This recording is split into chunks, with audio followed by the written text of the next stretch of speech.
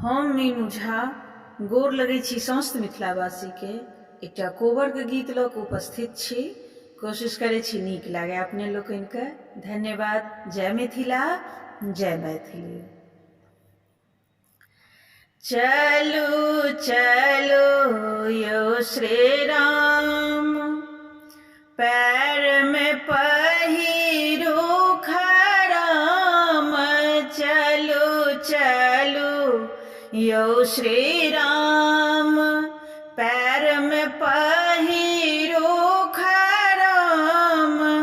चलो करोगे आराम, कोबर घर में।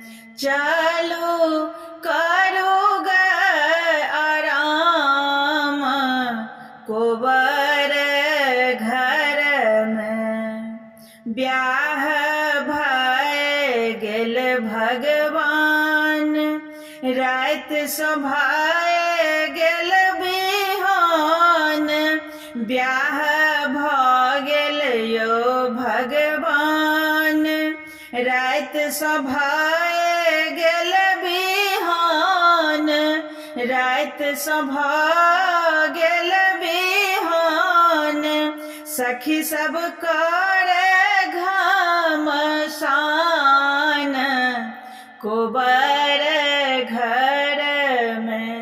सखी सब करत घमसान, कोबर घर में। घर में शोभे सुनर पलंग, झरके हीरा मोती रंग।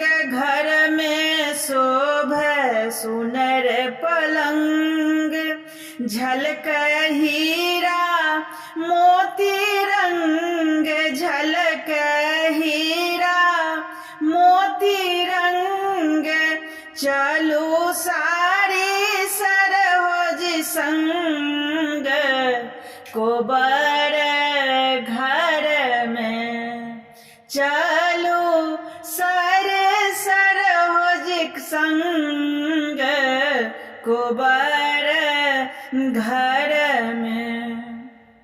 सुनो सुनो सरकार, होइयो पूर्णा व्यवहार। सुनो सुनो सरकार, होइए पूर्णा व्यवहार।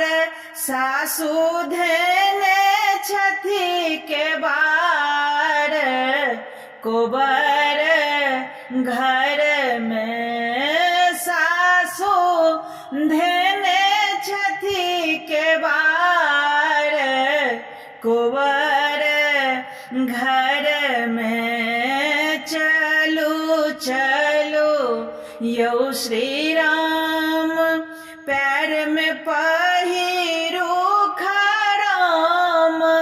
चल कर करो